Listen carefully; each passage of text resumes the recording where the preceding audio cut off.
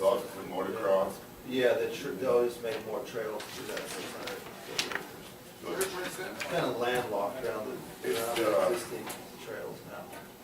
6 and 21. Anyhow, pass this map around. They're looking at acquiring these 645 acres of public land to make a recreation area out of it.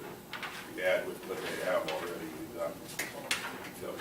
That looks like it's off the hill. It's just south of Furlong, over by Fort Sage. Anyhow. How does that affect the permittees out there? All this stuff we have to look into, and I think they're just starting. They're just looking into it now. I don't think there's any public meetings or anything on the cabinet yet.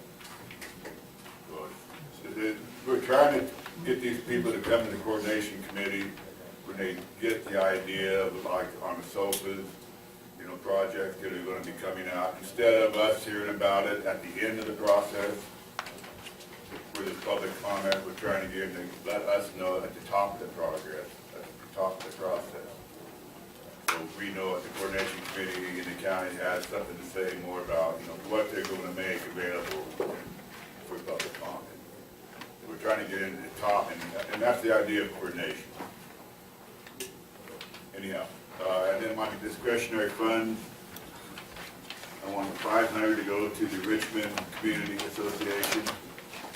500 to the Westwood Chamber of Commerce, and 300 to Blue Water Mall. That's your everybody. Thank you.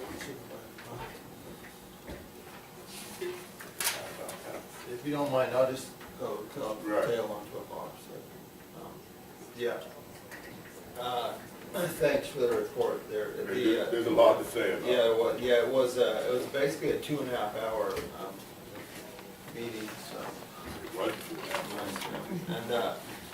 And exactly, you know, one of the questions that Bob and I had on the budget committee, and money is at a premium, so we're looking at, you know, what it needs to properly see the results of the coordination. And you know, it's been a lot of people have spent a lot of time on getting to where we are now with that.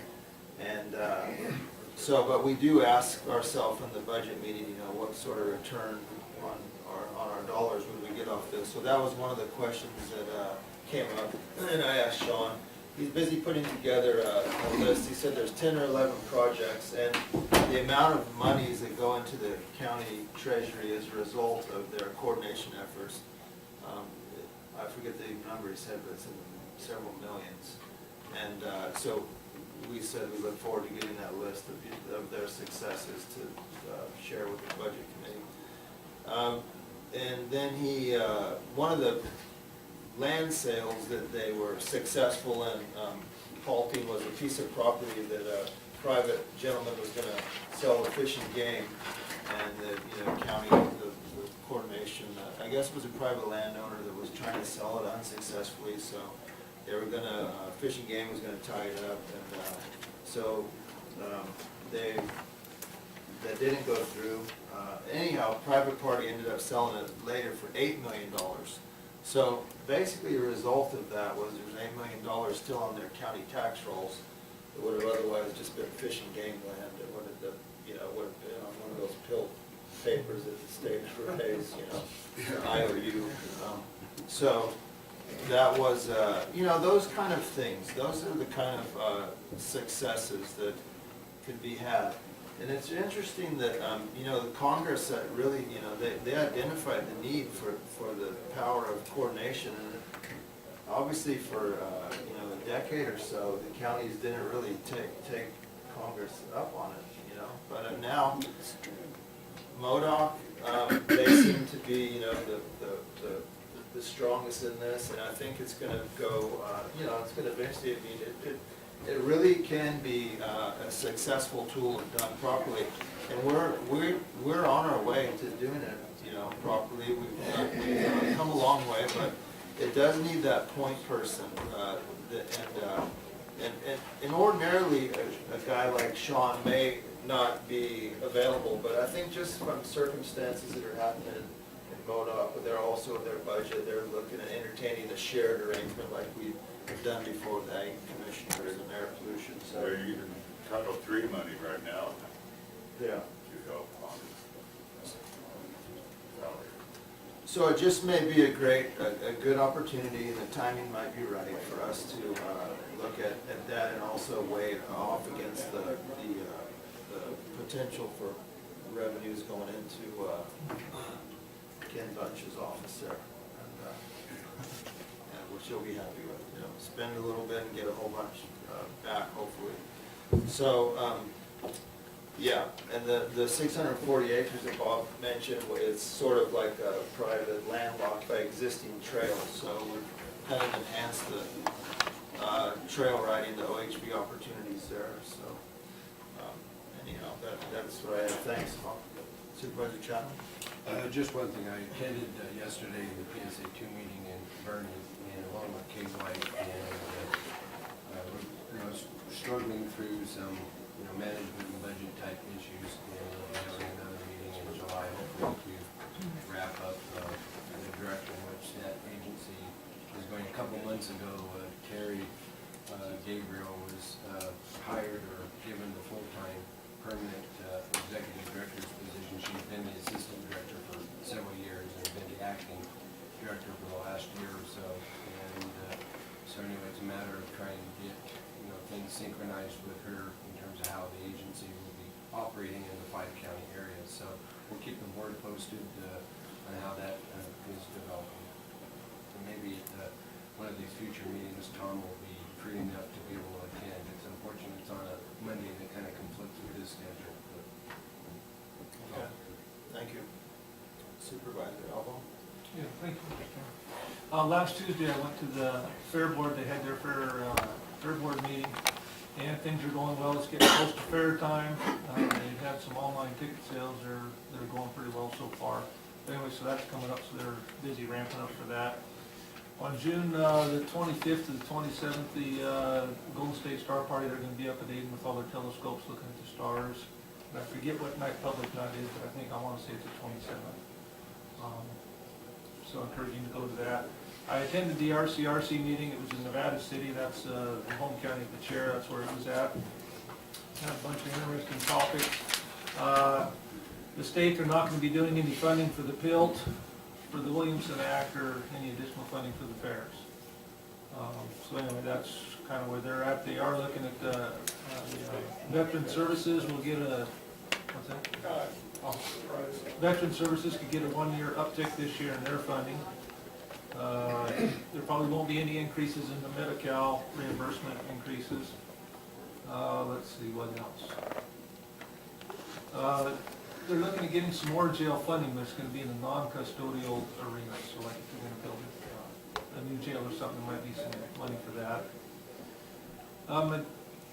Melody, this might apply to you, is in Madera County, they're tracking the social services in conjunction with the state prisons they have down there, and also with the Affordable Care Act. I don't know if that's something, the impacts that's having on their counties. And they're also going to look at the SRA fees. With the SRA fees, Cal Fire, they're looking at doing a one-time $10 million grant, like for the, might be very applicable to the RCD. For fire stuff. So anyway, that might be one thing that might be looking forward to for Honey Lake as well as the PIT RCD. And then of course did a lot of talk about the groundwater and some of the drought stuff, as well as the water bond coming forward. The RCRC, they're very concerned because the rural counties, the dollars aren't proportional to where the water comes from. All the dollars are just on the Bay Delta versus the Sierra and Cascades where the water originates. So maybe that's something you might want to send comments on. Let's see, on my discretionary funds, I'd like to $500 to go to Phyllis Thomas with the Carry My Blanket program. $500 to the Blue Star Moms.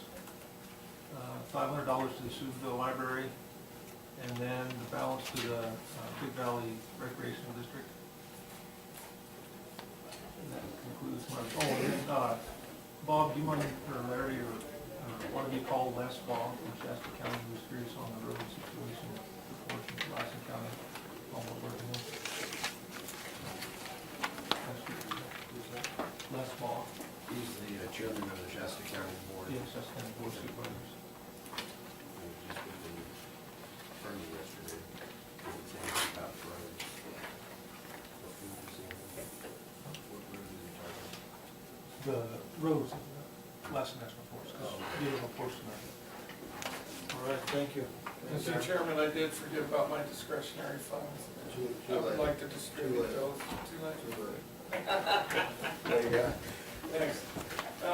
I'd like to, I'm not sure what my balance is that's left in those discretionary funds, but I'd like it to go to 4 different entities equally. Schaefer School, Fort Sage, Long Valley Charter School, and the Hurlong VFW.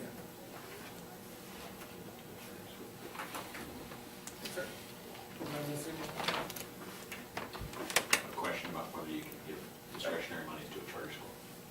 Oh, is that right? I don't know the answer, I just see it as a potential issue, that it is not altogether political.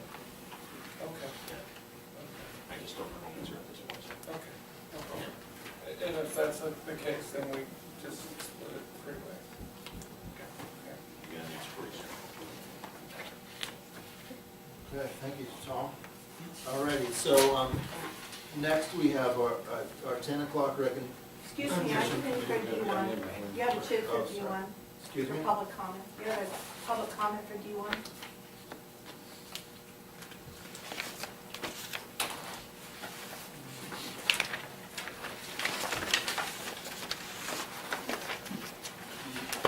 I do, sorry for that.